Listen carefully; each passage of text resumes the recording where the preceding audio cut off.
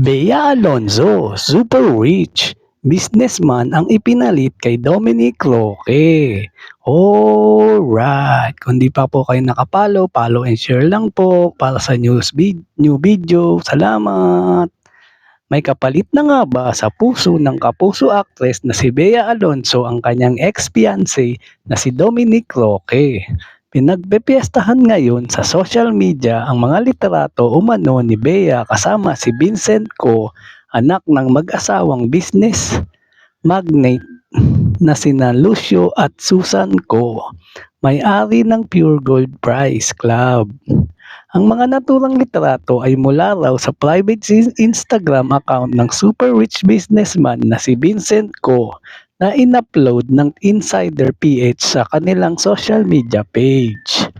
Makikita sa mga nasabing photo si Vincent na nakasuot ng black polo shirt na parang nasa isang beach kasama ang isang girl na long hair at naka-white coat.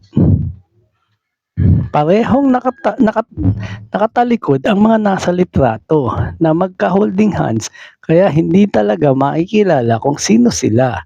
Pero base sa mga post ng netizen, na-connect nila ito kay Bea dahil sa OOTD nito habang namamasyal sa Andalusia, Spain.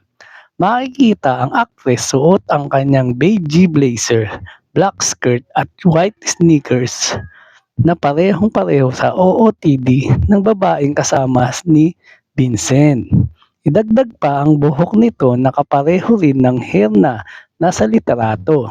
Say pa ng mga fans ng Kapuso Star, pinupusuan din daw ni Bea ang mga sweet photos na ipinopost ni Vincent sa kanyang Instagram page. Marami naman ang nagkokomento na sana'y natagpuan na nga ni Bea ang lalaking itinadhana sa kanya matapos ang controversial breakup nila ni Dominic Roque ilang buwan after their engagement.